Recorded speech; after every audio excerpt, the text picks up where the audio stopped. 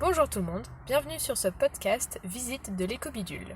Je vous invite à écouter avec une enceinte ou des écouteurs et à poser vos questions aux commentaires si vous avez envie d'en savoir plus. Je vous souhaite une bonne écoute, à plus pour de nouvelles aventures. Ah, parce que ça a l'air d'être une grande baraque en vrai, genre il y aura moyen d'avoir une visite guidée. Ouais, grave. Alors j'ai pas besoin d'avoir tous les bâtiments de chaque lieu.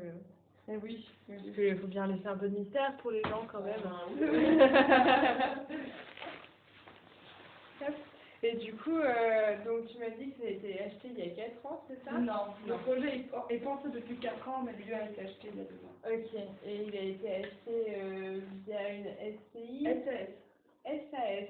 Ouais, une action par Société par action simplifiée. Société par action simplifiée. Ok. Dans le but plus tard de faire une SAS coopérative, en fait, une coopérative d'habitants. Ok. Voilà. En fait, on cherchait la façon pour être de façon le plus horizontale, le partage du pouvoir le plus horizontal possible. Très bien. Parce que il y a pas mal de il y a des lieux en fait qui fonctionnent avec un seul propriétaire ou une seule propriétaire, un couple, et qui du coup en fait le pouvoir en fait est vachement centralisé. Oui. Et ça nous c'est pas quelque chose qui nous faisait envie, en fait on avait plutôt envie de quelque chose où en fait toutes les personnes qui nous rejoignent en fait puissent se sentir entièrement maîtres en fait de ce lieu et qui puissent avoir autant de légitimité en fait que nous pour s'y engager, de se transformer, de se faire évoluer, et pouvoir s'y engager pour de bon avec les mêmes droits, la même protection en fait, Ok. la même sécurité et les mêmes enjeux quoi. Pareil, là tu vois, quand je suis arrivée, il y a 2 ans, en fait, il pleuvait encore dans la maison, il y avait plein de tuiles pétées, et quand tu vois l'état du plafond, en fait, il y avait des flaques d'eau ici, et le premier hiver, je l'ai passé seule toute ici, et c'était trop dur, tu vois, genre, il faisait gris, quoi. Pendant des semaines, avec des grosses flaques d'eau au sol, je me disais, oh, comment je vais faire? C'était trop dur. Ouais. Et puis après, il y a eu plein de gens qui sont venus, pas mal de copains, des gens de la Drôme qui sont venus m'aider. Et tout un tas de jeunes gens que j'ai rencontrés en fait dans divers milieux. Et à un moment, on a vécu à 10 ici, au premier printemps. C'était une sacrée aventure humaine, quoi. Et ça a permis de faire vivre la maison pour la première fois et faire un bon soutien moral. Ah, ça c'est cool. Et en fait, la SAS, c'est une personne, une voix. Ok. Donc voilà, C'est plus équitable quoi. que t'aies mis 2000 € ou 125 000, en fait, c'est pareil. Ok. Enfin, autant ton mot à dire, c'est quoi. Ok. Et du coup là, sur les personnes qui vivent sur le lieu, combien de personnes sont là depuis le début? Je suis la seule. Ah ouais, ok. Ouais. Il y a, en fait, le projet, on l'a monté à 2. Donc, Damien et moi. Voilà. En fait, on s'est rencontrés il y a quelques années. Et moi, je faisais le tour, un peu un tour des écolieux, en fait, de France. Et je trouvais, dans le but d'en rejoindre un, mais je trouvais pas du tout mon bonheur. Soit c'était des fois très politique, en mode squat, et ça me plaisait bien. Mais il n'y avait pas la place pour le jardin-forêt, pour l'écologie, parce qu'il n'y avait pas de terrain, c'était dans des gros bâtiments et tout. Et du coup, ça me manquait en fait, ce pouvoir d'essayer de créer autre chose, un avenir désirable. Et après, des fois, j'allais dans des lieux très spirituels, avec beaucoup de terrain, et beaucoup d'amour et tout ça. Mais quand j'essayais de parler un petit peu de ce qui se passait au niveau social, au niveau écologique, la déforestation, et de mes engagements politiques, en fait, on me disait, ouais, mais non, nous, on veut pas d'énergie négative, il faut pas lutter contre, tu comprends. Et en fait, moi, ça me frustrait un peu. Je disais, mais moi, je vous reproche pas, en fait, de ne pas agir contre le système, parce que je trouve que votre part, elle est louable et tout ça, mais n'allez pas critiquer, moi, ma façon de faire, en fait, aussi, et j'aimerais bien qu'on se respecte tous et tout, mais en fait, c'était pas entendable dans le lieu, et je me suis dit, mais moi, je veux tout, en fait. On veut un lieu où on peut commencer en fait un avenir désirable en faisant de la permaculture, du respect entre êtres humains, tu vois, de non-domination. Pour moi, c'était hyper important. Cette non-domination, que ce soit sur la nature et entre êtres humains, en fait, quel que soit l'âge, l'orientation sexuelle, l'origine de la personne, enfin, et puis aussi la classe sociale. C'était hyper important, en fait, tout ça, quoi, dans le total respect. Et du coup, aussi, on veut que tout soit accessible aussi pour les fauteuils roulants et tout ça. Aussi, ça, c'était important et c'est fait partie des raisons pour lesquelles on a mis du temps à trouver. On ne voulait pas un truc avec trop d'escaliers. Là, les zones avec des escaliers, c'est des chambres, donc c'est pas les espaces communs, quoi. Mm. Donc voilà, on veut essayer d'être au maximum anti-validiste et tout ça, quoi. Inclusif le plus possible. Voilà. Et là, tu vois, t'as encore un grand escalier.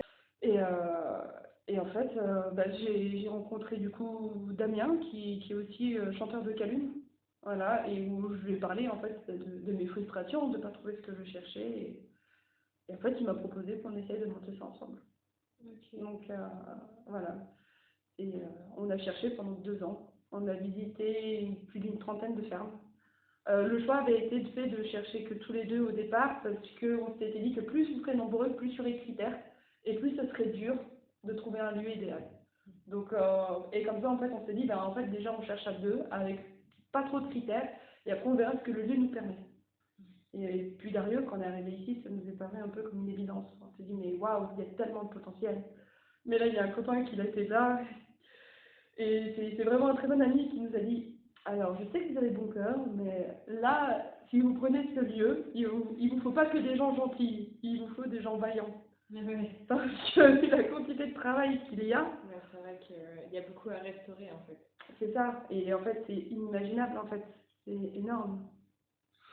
Et en fait, c'est au bout d'1 an, à peu près, qu'il y a Pierre aussi qui est arrivé.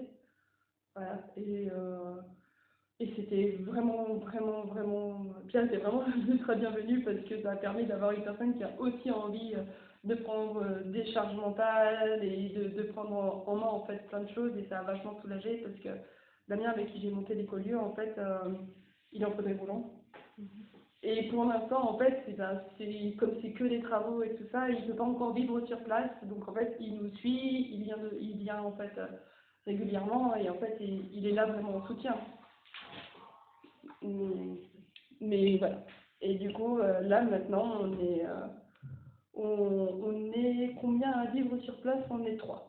Ok. Voilà. De manière permanente. De manière plus ou moins permanente. Voilà. Et après, il y a souvent des gens de passage, des gens qui sont là pour quelques mois, des gens qui sont là pour... Donc là, aujourd'hui, on est 3. Mais bientôt, on sera peut-être... là, en décembre, on sera plus de 2. Peut-être qu'en mars, on sera à nouveau 3. Peut-être qu'on sera 5. Enfin, voilà. Vous prenez des woofers? Non, pas encore. Parce que les woofers, en fait, on prend des personnes de passage qui va l'aider, mais le woofing même, non. Ok. Parce que ça demande de vraiment s'organiser avec une personne référente pour les woofers, et ça demande une organisation qu'on n'a pas encore. Et après, peut-être que le jour où on fera un noyau dur de 3-4 personnes, il pourrait y avoir une personne référente pour woofer. Mais tant qu'on n'est pas assez nombreux, en fait, on préfère ne pas prendre des woofers. Ok. Voilà, mais ça viendra, puisqu'on a le dortoir. Il y a de quoi accueillir, ça, c'est sûr. Oui, et pour l'instant, on vit tous à prix libre ici. Ok. Pour le loyer et tout, parce que, comme tu vois, c'est encore insalubre. On a passé les 2 premiers hivers sans chauffage. Donc, pour l'instant, c'est pas concevable, en fait, de faire payer des vrais loyers et des baux comme ça, quoi. Enfin, l'électricité, du coup, vous payez l'électricité? En fait, pour l'instant, on est à perte. Pour l'instant, c'est la SAS qui paye, et on donne en moyenne 150 € par mois, mais 150 € par mois, quand on n'est que 2 ou 3, ça paye même pas toutes les charges, en fait. Ok. Donc là, non, pour l'instant, on a besoin de fonds, et du coup, les woofers, ce serait compliqué aussi, parce que les woofers, c'est gratuit entièrement, et nous, on donne déjà tout notre temps pour les travaux, et en fait, l'argent qu'on a, on essaye déjà de s'autosuffire, de nous nourrir, nous, de faire les travaux, et en plus, on n'arrive même pas à payer les charges, alors en plus, accueillir des personnes entièrement gratuitement, et les nourrir, et les blanchir, en fait, Ouais, c'est on encore peut autre pas. chose, ouais. On n'a pas de budget pour ça, quoi. Ok. Ouais, c'est colossal, les travaux qu'il y a à faire. Ouais. Ouais. Et puis on essaie le plus possible de faire nous-mêmes. Bah ouais. Là, Pierrot, il est en charge de l'électricité, donc en fait, il y a un copain qui est électricien, donc on paye le copain électricien, et en fait, après, nous, on aide le plus possible en main-d'œuvre pour que ça aille plus vite, et du coup, ça coûte moins cher, et puis nous, ça nous forme à l'électricité. Donc ça, c'est Pierre s'occupe à fond de ça. Moi, je suis sur le pôle isolation, restauration des fenêtres, pour essayer de garder la chaleur, et aussi d'essayer de restaurer cet ancien système de chauffage. Donc, voilà.